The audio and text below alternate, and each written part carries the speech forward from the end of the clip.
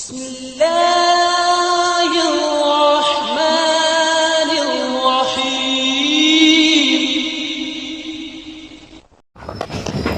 بسم اللہ الرحمن الرحیم۔ آپ کے سامنے اللہ کے نبی صلی اللہ علیہ وسلم کی ایک حدیث بیان کی جا رہی ہے۔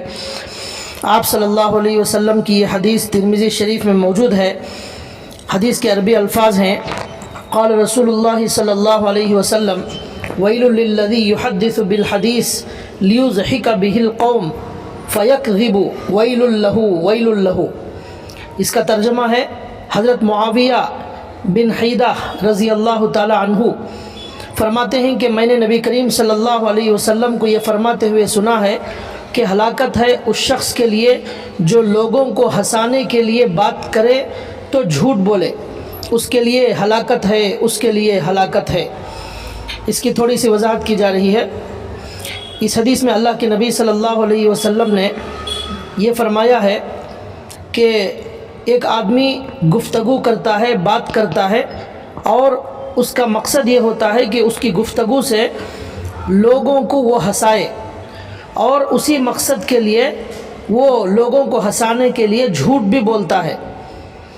تو اس کے لیے اللہ کے نبی نے کہا کہ اس کے لیے ہلاکت ہے، اس کے لیے ہلاکت ہے۔ 2 مرتبہ اللہ کے نبی نے فرمایا، اس لیے کہ ایک تو لوگوں کو ہنسانے کے لیے گفتگو کرنا یہ خود ایک مسخرہ پن ہے اور وقار کے خلاف ہے۔ پھر اس مقصد کے لیے یعنی ہنسانے کے لیے جھوٹی اور فرضی باتوں کا سہارا لینا، جھوٹی باتیں بیان کرنا، فرضی اور من گھڑت باتیں بیان کرنا، یہ اور بھی زیادہ غلط ہے۔ جھوٹ تو جھوٹ ہی ہوتا ہے اور بدترین گناہ ہے، اور ہنسانے کے لیے فرضی باتیں بیان کرنا اور بدترین گناہ ہے، خاص کر اگر اس جھوٹ کی وجہ سے کسی مسلمان کی تحقیر ہو رہی ہو یا کسی کی عزت نکالی جا رہی ہو تو پھر یہ گناہ اور بھی زیادہ شدید ہو جاتا ہے۔ یہ الگ بات ہے کہ اسلام میں مذاق،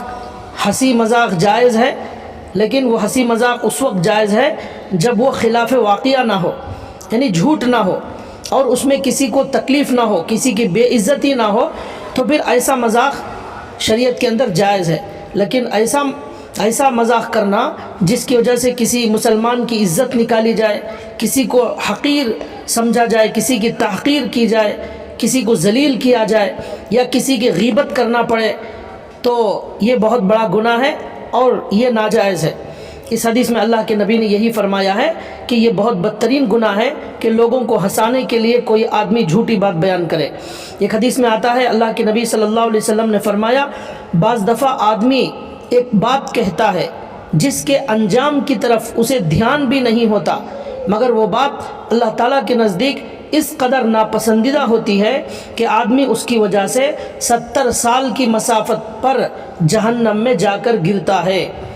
اس حدیث پاک میں اللہ کے نبی صلی اللہ علیہ وسلم نے بھی یہی فرمایا ہے کہ زبان اللہ نے دی ہے، تو اس کا مطلب یہ نہیں ہے کہ آدمی جو چاہے بولتا رہے، جب چاہے بولتا رہے، ایسا نہیں ہوگا، بلکہ وہ اللہ کے قانون کے مطابق ہی بولے گا، اللہ کی مرضی کے مطابق ہی بولے گا۔ قرآن کریم میں اللہ نے فرمایا، ما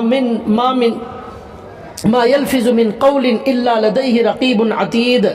زبان سے جو بھی کلمہ انسان کلام کرتا ہے، زبان سے بولتا ہے، فوراً ایک فرشتہ اسے لکھنے والا تیار رہتا ہے اور اس کو لکھ لیتا ہے، اور کل قیامت کے دن اس کلام میں اور اس گفتگو میں، اس بولنے میں جو بھی جھوٹ تھا یا غیبت تھی یا گناہ کی بات تھی تو اس کا جواب دینا پڑے گا۔ اس حدیث میں اللہ کے نبی نے یہی فرمایا ہے کہ کوئی ایک بات ایسی کرتا ہے انسان جو اللہ کو ناپسندیدہ ہوتی ہے، اس کی وجہ سے وہ 70 سال کی مسافت میں جا کر گرتا ہے۔ کبھی اس حدیث میں اللہ کے نبی نے فرمایا کہ بولنے والا انسان بات کو معمولی سمجھ کر کرتا ہے، اسے خیال بھی نہیں ہوتا کہ یہ کتنی سنگین اور اللہ کے غضب کو دعوت دینے والی بات ہوتی ہے، لیکن وہ بول دیتا ہے، اس کے انجام سے وہ بے خبر ہوتا ہے، لیکن اس کا انجام بہت بڑا ہوتا ہے۔ اس کی وجہ سے اللہ تعالیٰ غصہ ہو جاتے ہیں،